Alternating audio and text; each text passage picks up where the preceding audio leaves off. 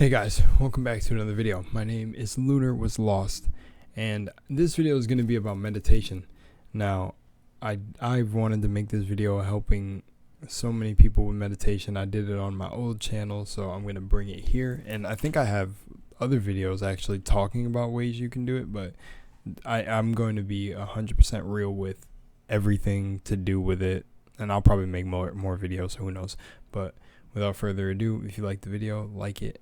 If you think you can share this with someone, I definitely think you should show them this shit. I'm still trying to find a proper intro if I'm coming off super freaking cringy.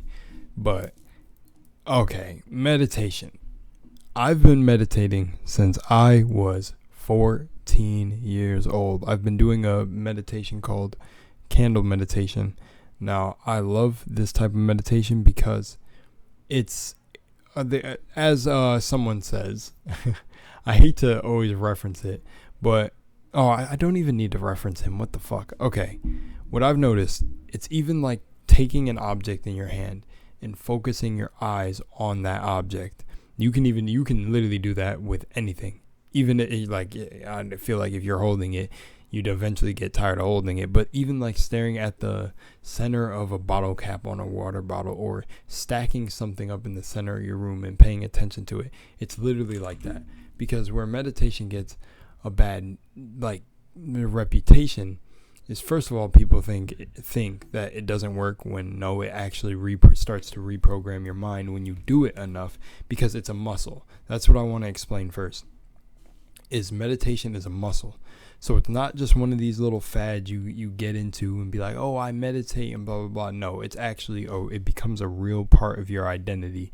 You have to constantly do it, like working out. You have to do it daily, hopefully maybe every other day. But here's where people get a little bit scared about it, is they immediately say that when they can't do it. And so I shouldn't say scared, but where they get discouraged about it is it doesn't end up working because they don't do it long enough. The first thing is, if they already go in thinking it's silly or corny, that gives bad connotation to it. So then it ends up reflecting the energy of being corny. But all those beliefs that you go in with beforehand are what make meditation hard. Also, videos trying to explain to you getting these hand mudras that you should have and no.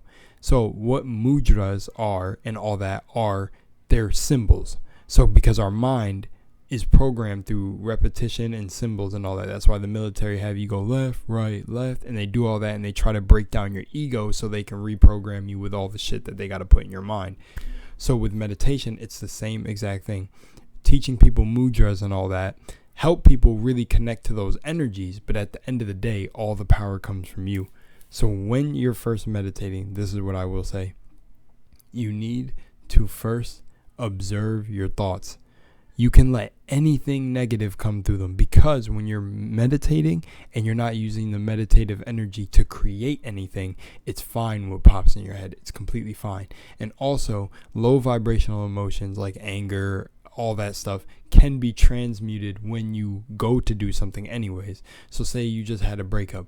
Well, this is like when people bounce back. Some people on the guy side, maybe girls even do it too, but I don't know.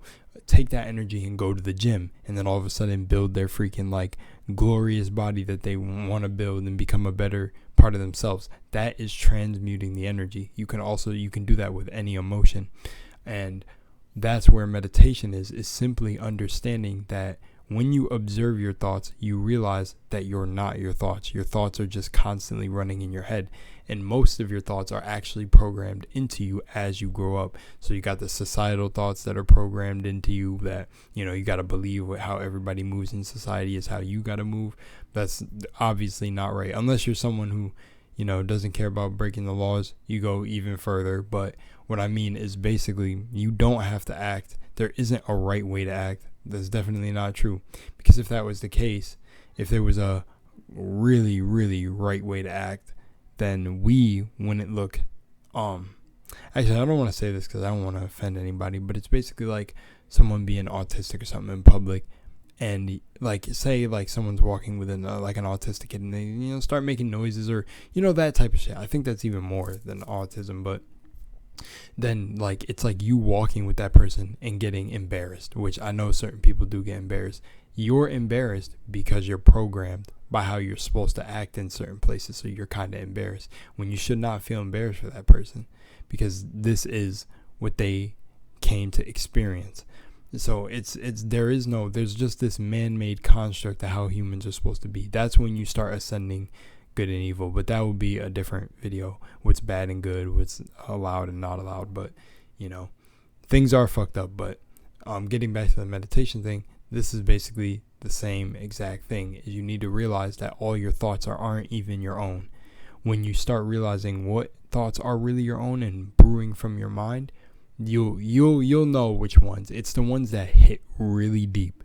But most thoughts are a collection of everybody. They could be like, you could live in an apartment building, and you could randomly, this is actually something that happened to a girl I was talking to recently, where you just get sad. But her case was a bit deeper. But we get and what I mean deeper is she was directly dealing with someone, and I'll make videos on that too.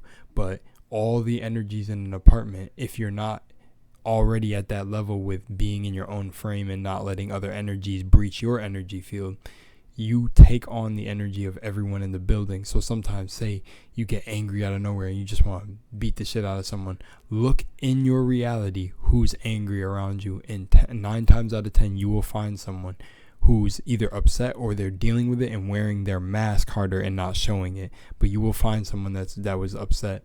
Or even ask someone who seems like they have a smile on their face, and all of a sudden you ask them and they're like, oh yeah, I was upset a little bit ago. Well, now you're taking on like some residue energy, some residual energy.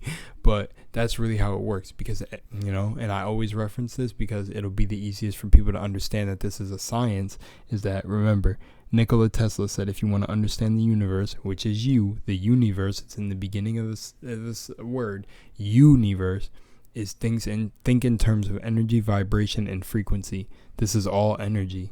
We all have an electromagnetic field around us that is barely visible. Some people can see auras around people, but so with meditation, you feel the separation from yourself and everything else around you. And the whole focusing on the candle flames is just because, the saying is, where the eyes wander, the mind tends to wander. So closing your eyes during meditation is why they do that. But there's no right way to do that. There's a lot of people who stay in a constant meditation all day long. And I'm actually one of them who can do this. But I get tripped out when I start getting distracted or start letting myself wander too off topic of what I'm doing and not paying attention to the stuff I want to pay attention to, and instead paying attention to things I don't want to pay attention to. So that's one of the key things for meditation to also work, is you have to make sure that when you're doing it, it's not a bit of getting distracted, but in the beginning I would say you want to find a place that's maybe calm, maybe go on a walk, go sit somewhere, try to find somewhere to just chill. And the thing is don't mind anybody like looking at you and shit, because I know that that's where people start bringing in the society things that I'll talk about. Like, there's a bench that's by my friend's house that I would always go to in the morning, and I would just sit there, all the cars passing, stopping at the red light. Some people would look at me, some people smile, here and there, but mostly I sat here, and it was like out front of a business, and I was like, not a lot of people use this bench. I chill there all the time, and now I'll see people use that bench sometimes, but I chill there, just sit there under the tree, sometimes talk to the tree, just be chilling, and just let your mind drift. Let it drift. Hear the thoughts, and you'll start to realize that you're the observer of the thoughts. You're not the thoughts. You're none of the thoughts. And when you're none of the thoughts. But what's crazy is this begins to get stronger because it's a muscle that you train, and you start to have full control over all your emotions. And you become a master of your emotions. But this is you, and through meditation, you can start having your emotions serve you and you not serve your emotions, because that's the point of this. And a lot of people think this is like some fantasy thing that can be done, and it's not. I'm telling you, because I've been through the worst and still was able to control my emotions. Trust me, because I'll go tell a story where if I didn't meditate when I was younger, I could have got a lot of people hurt. I'm telling you, a lot of people hurt, and I'm being honest about that, because it's like I'm almost like the charmer mob boss, but kind of person. I was never really the fighter. So a lot of people like to fight for me.